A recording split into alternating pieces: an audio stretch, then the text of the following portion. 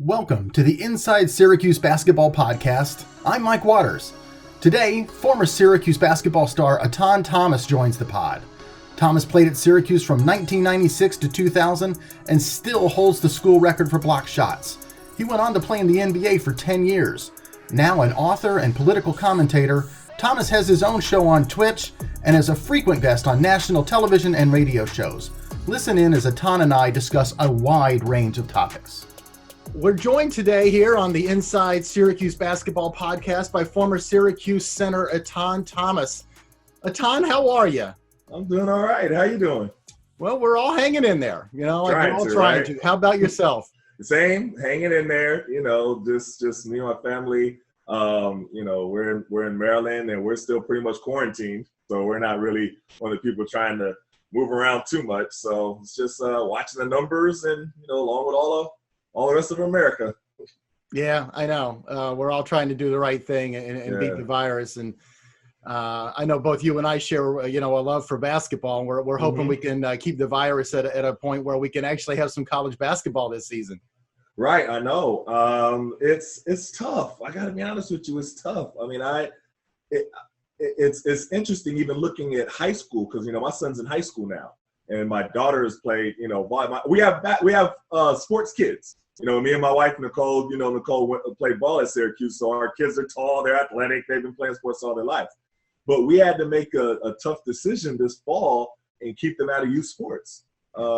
Just didn't feel comfortable with everything. And my son plays soccer right before the basketball season every year. He loves soccer, and now is when he plays, and he couldn't. So it's just it's tough, but you want to make the best decision for your children to be safe, as much as we love sports. So we've just been working out with them in the basement and, outside the backyard. And we've been having some tough workouts, but that's what we've had to do. Wow. And Malcolm is your son, right? Yes. He's a freshman in high school. And he was supposed to go to DeMatha this year. Yeah, no, he's at DeMatha. They're virtual learning, distance learning. So he's kind of going. He doesn't feel like he's going really, but he has to put on his uniform and sit in front of his laptop. So, he's like, but it's not the same. But I'm like, hey, you just got to roll with what it is right now. So he's excited, but also frustrated that he can't actually go. Right, I bet. It's funny that your son is now in high school because you and I go back to when you were in high school. Isn't it crazy? It means I'm getting old. One of us are getting old. Not me. Not you? All right, I'll say I'm getting old. But Booker T. Washington High School in Tulsa, Oklahoma. Yeah. And back then, the first time I ever heard of you, you were going by Derek. Derek, yeah. And it was always an interesting story with that because my name wasn't even Derek, it was Diedrich. And people, with a D. Yeah. With a D, right. And people started calling me Derek. This was back when I was about in 8th grade, and 8th grade, 9th grade.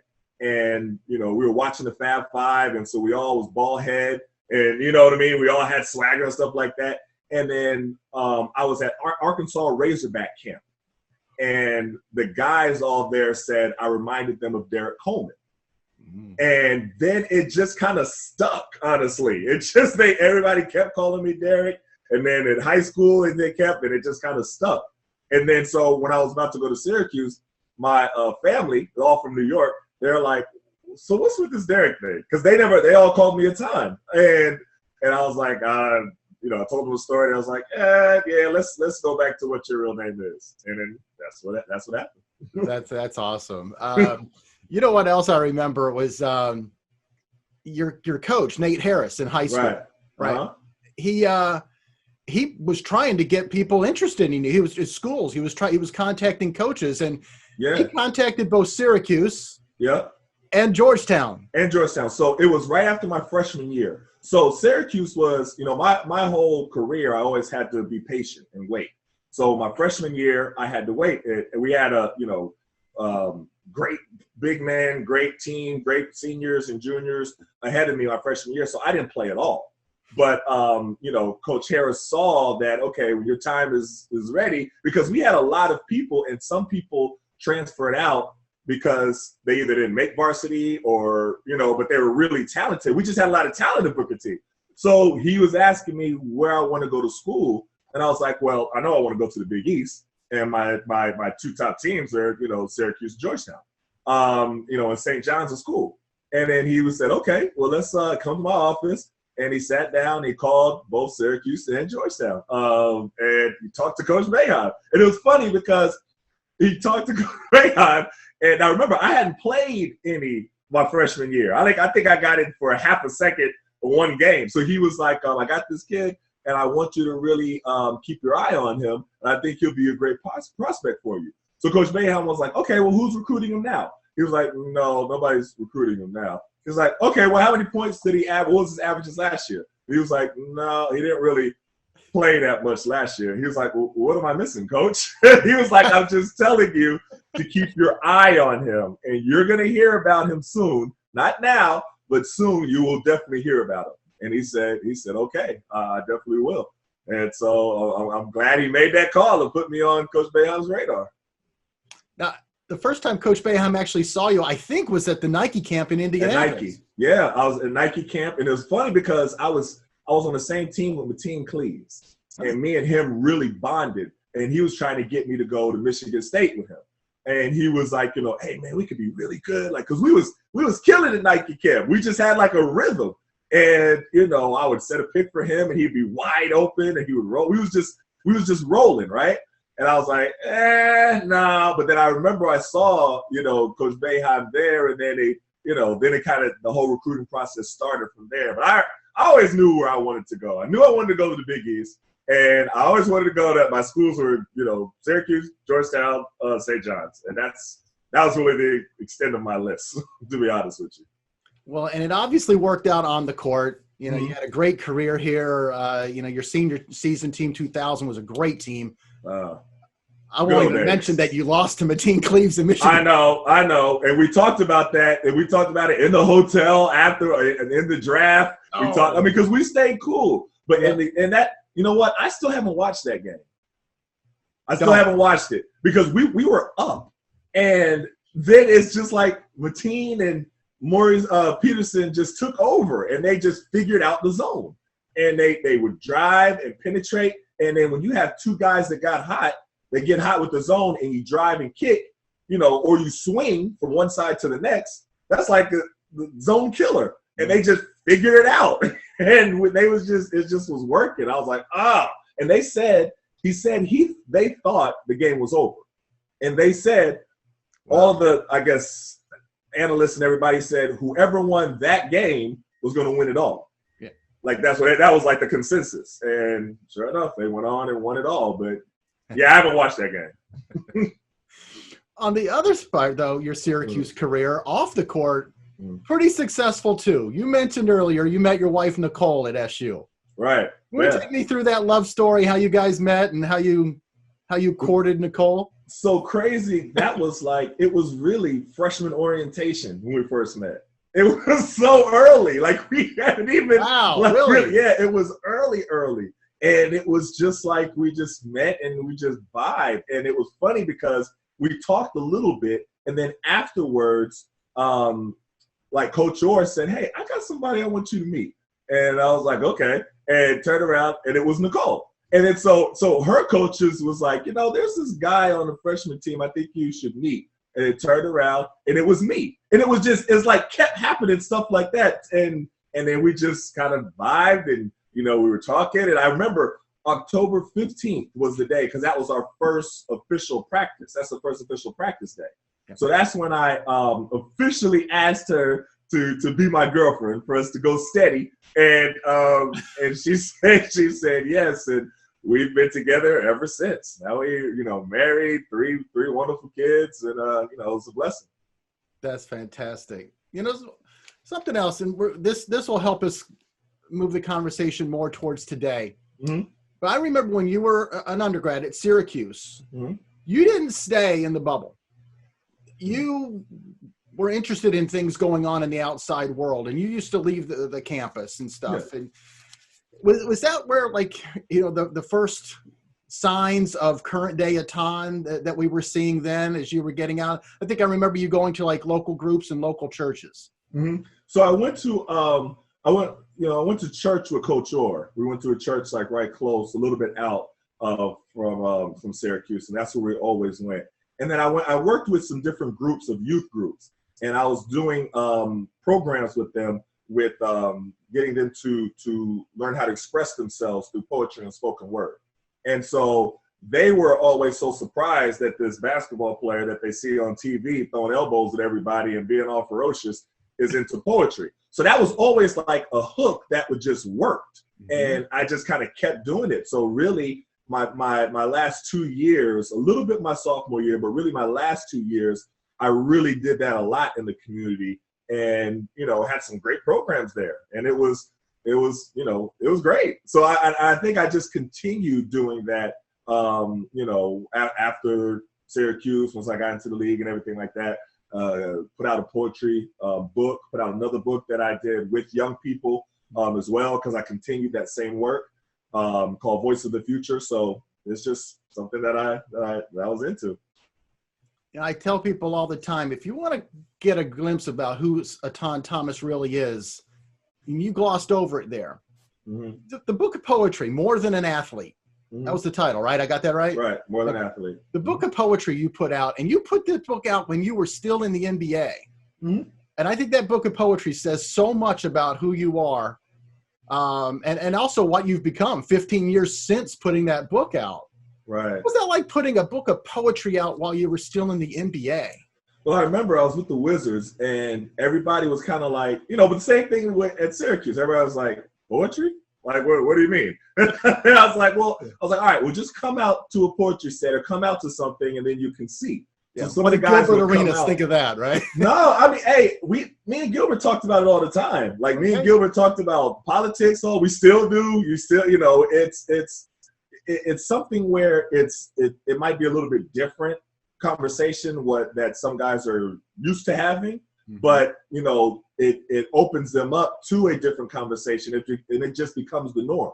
So guys will come out to my poetry events or guys will come out to, something and they would be like, oh, okay, yeah, that's pretty cool, or I'd involve them. I did a lot of work with the under 18 youth who were incarcerated. And I did programs with there in DC prison. And the same thing that I did in Syracuse, where I had poetry workshops with them there, and they're teaching them how to, express themselves and through poetry and spoken word and stuff like that. So I took some guys with me to that. I remember Laurent Proper went, and at first he was like, so you gonna try to get these guys to do poetry? I'm like, listen, you got to just see it. It's dope. I promise you. He was like, all right, we'll check it out. And he went there and he just loved it.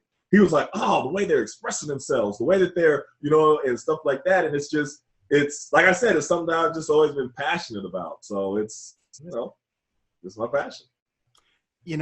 In recent years, we've heard a very unfortunate phrase, shut up and dribble. Yeah. The title of that book, More Than an Athlete, was an answer to shut up and dribble before shut up and dribble came along. I mean, right. So I'm sure your reaction to shut up and dribble was, well, I don't know what your reaction was. What is the reaction to shut up and dribble more than an athlete, author? Well, it's not new. I heard that back in high school. In high school at Booker T. Washington, I was in speech and debate. That was my interest as well. And so while we were winning back-to-back, state championships in basketball, we were also winning state championships in speech and debate. And so I would touch on different topics, and I would get a little bit more recognition about it because I played basketball. So there was one in particular where I talked about, it was after I had an incident with the police where the police stopped me and they thought that they had recognized me from a mugshot. And, there's something that they used to do back in the day, back like in the 90s, whenever they would stop, especially black males, they would have you get out of the car and sit on the ground. And that was just like a routine. Like you knew it was coming. You'd have to get out the car and sit on the ground. So I was sitting on the ground. I remember it. I was on my way to play Central High School, one of our biggest rivalries. And I was sitting on the ground for like 45 minutes. I was young, 16 years old, sitting there, and there's like, 3 different police cars and they all have their lights going and everything. Everybody's passing by, looking at me, and they're, I hear them talking. They're like, no, he looks familiar. Keep searching. Keep checking his stuff. Keep, everything like that. I've seen him before. And then, after 45 minutes, and they looked in my trunk, which they weren't even supposed to do. But, 16 years old, you don't know, you know what I mean? So they say, can we pop the trunk? And all right, what am I going to tell them? No, I'm going to argue with them.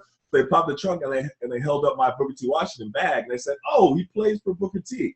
That's how we know him." And then they just all got in their cars and left and said, "Stay out of trouble." So I was so upset by that, and I made that topic my original oratory. Original oratory is when you make up your own speech, with speech and debate. So I made that my original oratory, and I started winning a lot.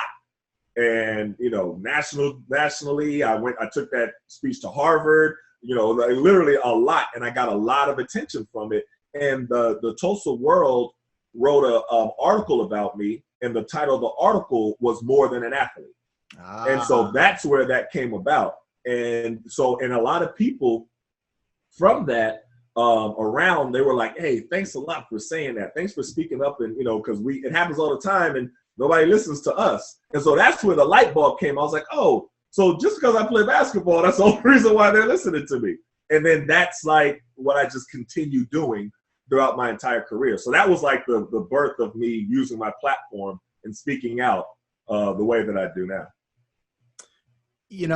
We mentioned shut up and dribble. Mm-hmm. Black Lives Matter became a phrase this year with after the deaths of George Floyd and Breonna Taylor. Right. The NBA, had to have its playoffs in a bubble. Mm-hmm. I thought it was really interesting how the Black Lives Matter thing in that bubble became, such a big deal. And It seemed to me like more and more athletes were finding their voices and realizing that they, can make some difference. What was your impression of that whole, the Black Lives Matter this past year, and also, what was going on in the NBA bubble? Well, I was definitely impressed by what was going on and proud of the way that athletes were using their voices in the NBA. But I was also proud of my alma mater, Syracuse. I had Buddy on a lot of different programs. We were on a few programs after that happened. Yes. And I just recently interviewed Coach Boeheim and Buddy, and we talked about that. And we talked about, how Buddy could be an ally and his feelings about it. And I talked about the video that they did, No Excuse, that they connected with Carmelo Anthony, and they did that video. And I asked Coach Boeheim, what made you want to do that video? You know what I mean? Because a lot of people, you could have just put out a statement and said Black Lives Matter, or, George Floyd was wrong, but you went a step further. And he said, he went into detail about how important it is to be able to recognize that everybody's life has purpose and everybody's life is important, and being able to understand how sometimes things that are going on in society tells people that their life isn't important, and as an ally, how important it is for you to recognize that and be able to say that it's wrong, even if it's not your reality. And so Buddy was talking about that aspect, and I just, it was, for to see your alma mater stand up and make a statement like that, in particular, I was proud. And I'll say honestly, I was proud of the way that because not all universities did that. A lot of colleges were real quiet around that time. Even to say, and there comes a point when, I think, Dr. King said that silence becomes betrayal. And when there's something as drastic as something that happens like George Floyd, and everybody was quarantined and everybody saw it, and it was so vicious and cruel, and then just not to be moved to say anything, especially when you're dealing particularly with Black players. You know what I mean? It's I think there's a responsibility to be able to stand up and say that this is wrong. Whether you're Coach Boeheim or Coach K at Duke, or you know what I mean? So I was proud of Syracuse for being that example for other universities all across the country. It was about a year ago this time when some of the social issues really came here right to the Syracuse University campus. There was the Not Again SU movement with a lot of students up here who were upset at the administration's response to some racist and anti-Semitic, acts on campus. You spoke with some of those students that were involved with, Not Again SU. Yeah. What was your opinion of everything going on at the time, and some of the things the students were doing? So last year, and this was the last time I actually traveled, I went with my son, Malcolm, to John Wallace's retirement ceremony. Sure. So that was February, right? The end of February. So we went there, and that was in the middle of when everything was going on with Not Again SU. And they were still protesting and doing sit-ins. And well, it was the School of Management when I was there. I don't know what it's called now because it's not the School of Management anymore. It's a different building. But that's the building that it was in. So I did a roundtable discussion with them at that building, which is the old School of Management. And I brought my son with me. And so it was only supposed to be like really 45 minutes, but it ended up being like 2.5, almost 3 hours. And we were just sitting there talking with them, listening to them, mostly listening. And they were just, telling us everything that was going on and the, all the different racial incidents that happened. And it sounded like the movie Higher Learning. I don't know if you remember that movie back in the day, but it's like, wait a minute, this happened. All this happened, like last semester, it was just like crazy stuff, like a swastika being spray painted on the wall, a white supremacist manifesto emailed to students, there was all this crazy stuff happening, the N-word spray painted in the dorms, like all of this stuff. So they were talking about not feeling safe. Yeah. And that was the part that really, I left that meeting with them, because like I said before, me and my wife both we're Syracuse alumni, proud alumni. And, you don't want to necessarily, decide where your kids are going to school, but you want to give them a little nudge, you know what I mean? And so our kids grew up inundated with Syracuse all over the place, you know what I mean?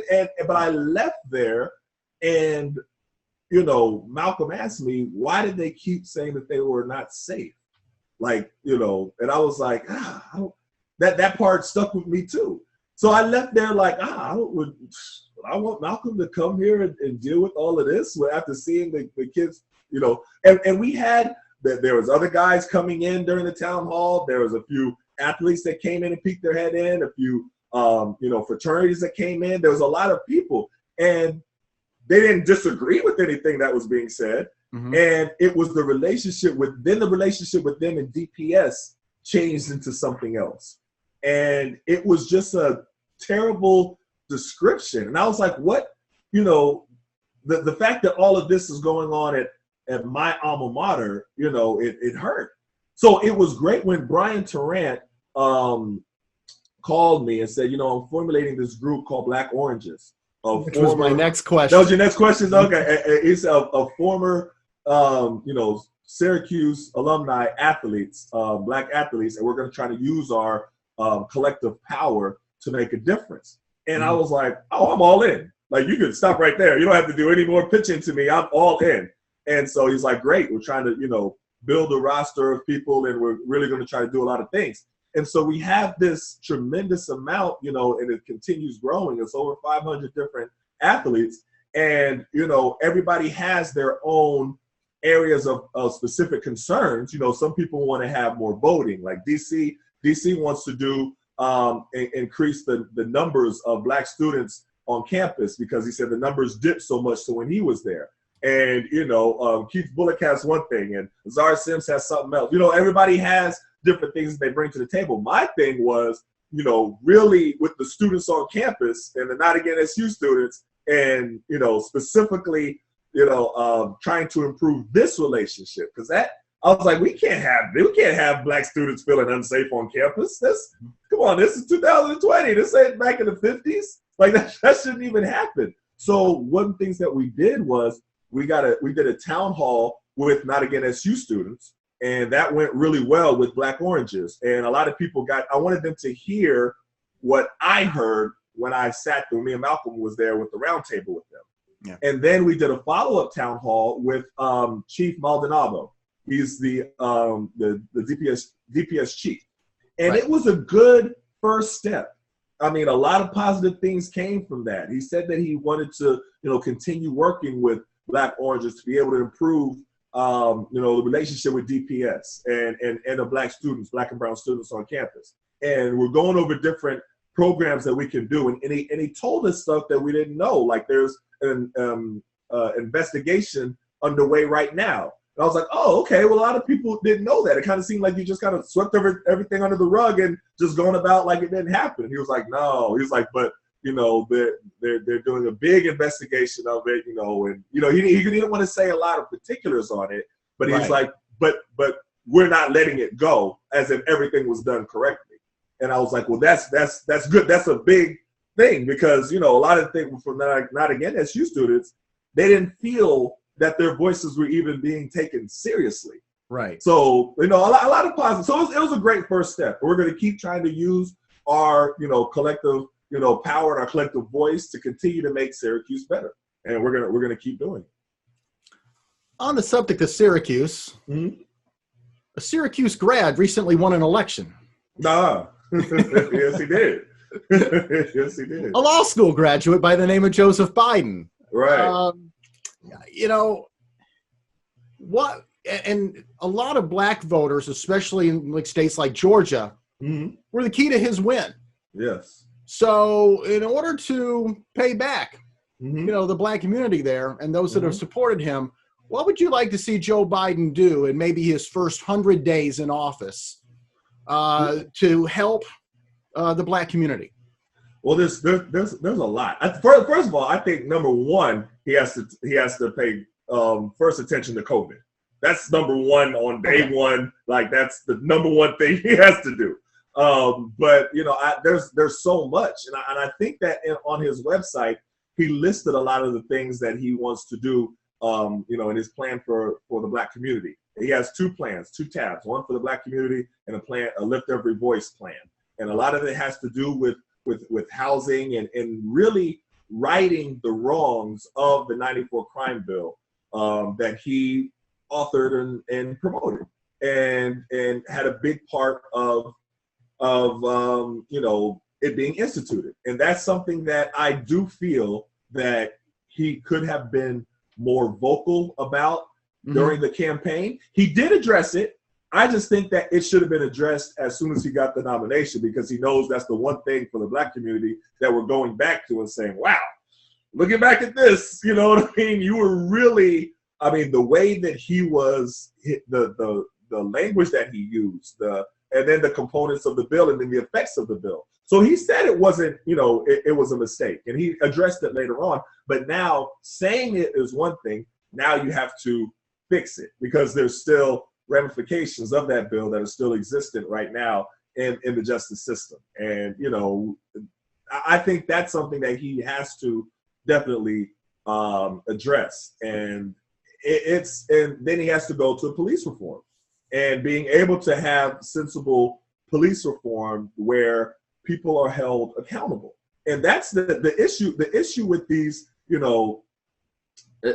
one of the things that's kind of frustrating with the part is the conversation gets shifted to people's reaction to an injustice and not the injustice itself. And you're chastising the reaction, even if it is wrong, even if it isn't the best reaction, even if it isn't, but you're not paying as much attention on what caused the reaction. And I think that's what I think having police reform and police accountability is just better for everyone. I have family members that are police. I have friends that are police. My younger brother, the guys that I knew at Booker T that were young, they're police. You know what I mean? Like I know police. So it's not saying that all police are bad, but you have to have the system in place that holds everybody accountable. And that's just not what happens right now. There's this immunity that is, sweeping through all police departments where it's so difficult to actually punish a police officer, even if they're found of doing something wrong. And that you can't function in a society where people are not held accountable to have all the power.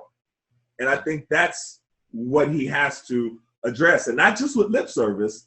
You have to be able to put in, and it's not like there's this.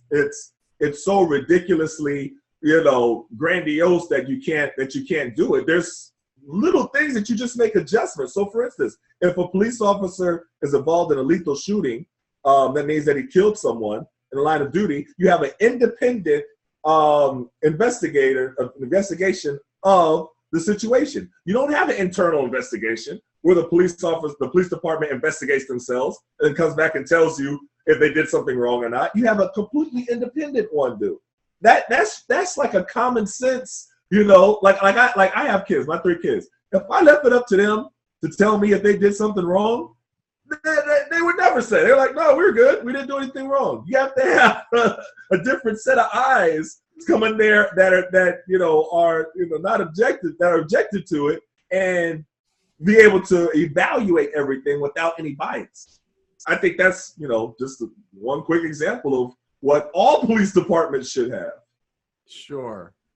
The other thing too I was going to ask you, because it relates back to your hometown of Tulsa. Mm-hmm. It's the education system. Mm.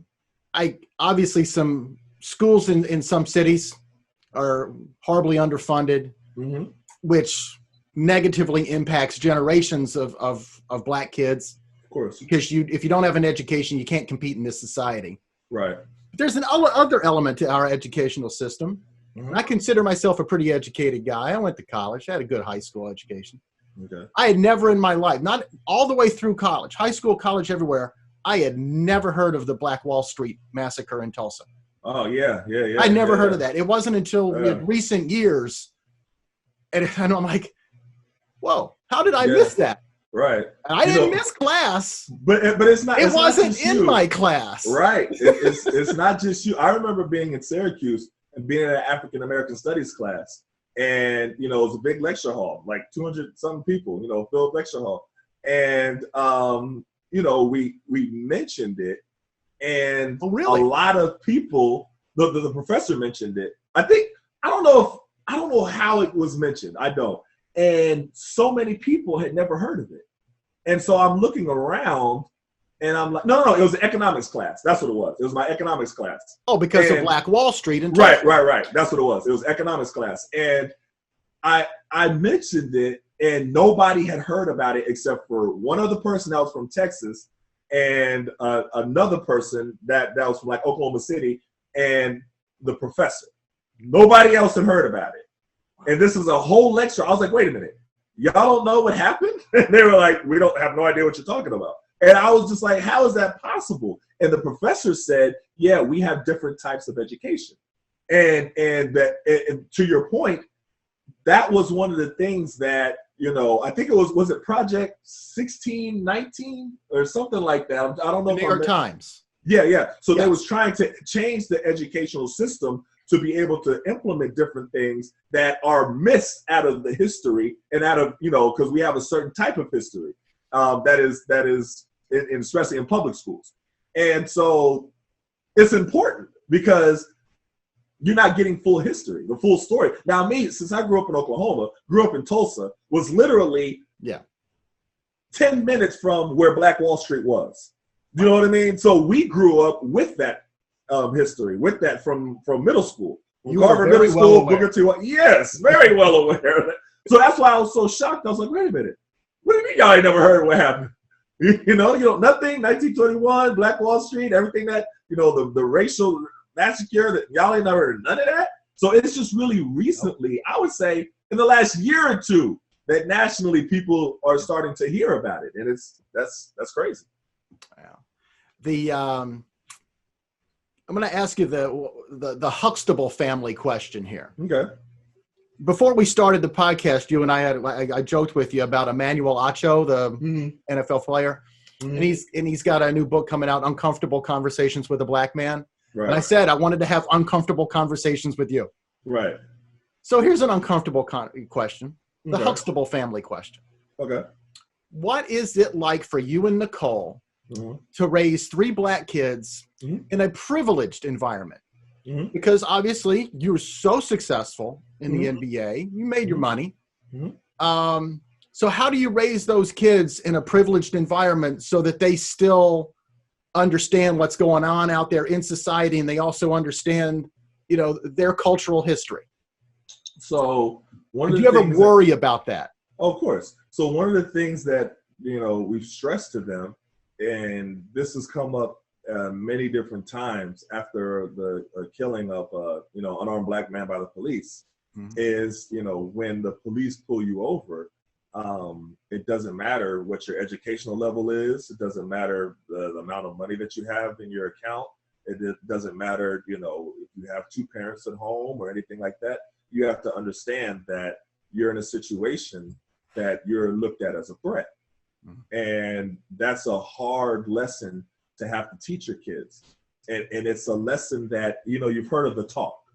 Yes. And right. And so every time one of these things happen in black families and black households, we have to have the talk again with our children. So Malcolm is 15.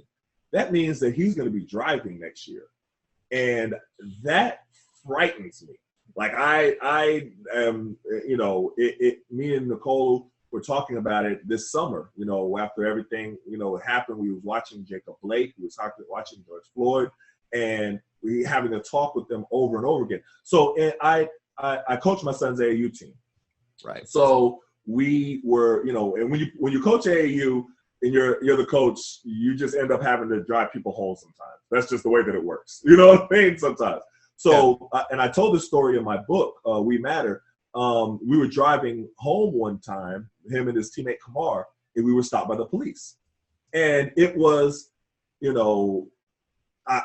were stopped. And so immediately, it was nighttime, it was after practice. So I turned on the interior lights, I rolled the windows down, I turned the music off, I took out my wallet, put it on the dashboard, got my insurance stuff and put it on the dashboard, took my phone out, put it on record, put it in the cup holder, and put my hands at 10 and 2. And then, so they're looking at me like, what is all of this that you're doing? Because I just automatically go into that mode. The police officer comes and, I have to, how are you doing, sir? Everything all right? Yeah, license, registration, and okay, sure. And when he asked me, I said, okay, my license is on my dashboard. Is it okay if I go and reach for it? And he said, yes. So I slowly reached over for it and then went and picked it up and then slowly took it back to him, right? And when I was doing that, the other officer was shining his flashlight on my hands while I was slowly going. So, so it turned out that I just had a taillight that was out. And so they just said, take care of your taillight and, go ahead. And, but afterwards, Malcolm was like, you shouldn't have had to do all of that. Like for all that for a taillight? And Kamar was like, man, he was treating you like a criminal. Like, why do you have to, go into, I was like, listen, it's not about any of that. You got to understand that the way that I react can be the difference of if we go home safely or we don't. Mm-hmm. And that's the reality that you are dealing with when you're a black man in this country. Nothing else matters. And then Kamar was like, yeah, but you ain't no criminal. You driving some kids home from practice at AAU and you have a family and you do all this good stuff. I was like, Kamar, none of that matters. I was like, you got to listen to me. That does not matter. So what could I have done? Argued with him right there? Escalated the situation? When you are a black man, you have to de-escalate a situation that you didn't escalate in the first place. And the only reason why it's escalated is because of the color of your skin. Mm-hmm. And that's a hard reality to have to teach your children, but it is a reality. So those talks and those lessons and everything like that, are continuous. I mean, I remember talking with my son, with Malcolm after Trayvon Martin, and he was young. And, because if you put a hoodie on Malcolm and he goes out, he looked just like Trayvon Martin. And that was after when Geraldo Rivera said, it was the hoodies, and the hoodies were scaring people and everything. Like, I was like, wait a minute. My son wears hoodies all the time. So it's just, those are the conversations that it's a whole different world for white people, because that's not what white people have to worry about. I remember speaking at Penn State, and one of the students said, listen, we understand what you're saying. He's like, that's just not our world. Like, we don't know it. And they were like, when we get stopped by the police, we're thinking about, how can we get out of this ticket? And when they said that, all the black people in the audience started laughing. And so the white people were looking at him like, why are y'all laughing? You know, and I was like, why don't you tell them why you're laughing?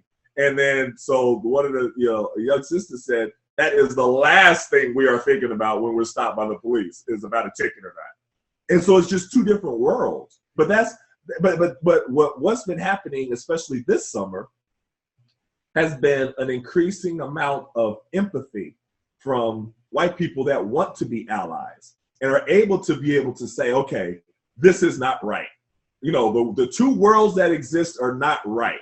And it took something like George Floyd happening to open a lot of white people's eyes. Mm-hmm. And I say it all the time, like this summer, this was probably the most white people that I have ever seen protesting the death of a black man by the police. Like, you would look at some protests and there wouldn't be no black people there. It'd be all white people protesting with Black Lives Matter signs, with Hold Police Accountable signs, all this different stuff. And I've never seen that in my lifetime. So that's something that's encouraging. Right. That's something that's encouraging. Sure. You know, I heard it recently, like the white privilege doesn't necessarily mean that your life wasn't hard and you don't have difficulties. Right. It just means that the color of your skin isn't the reason why your life is hard. Exactly. And it has nothing to do with money. Because a lot of times white people say, you know, well, I didn't grow up with money. Right. Like, well, that doesn't matter if you grew up with money or not. It's just. That's not what it means. Yeah. That's not what it means. Yeah, because a lot of times people hear privilege and they think, oh, because you have money to buy a car or right. Yeah, no, that's not it. And it's interesting to see, you know, people kind of begin to understand that. Right. So one last question. Okay. I know you've met Barack Obama before, and now with the Syracuse grad headed to the White House, how soon do we see or hear about your cabinet position?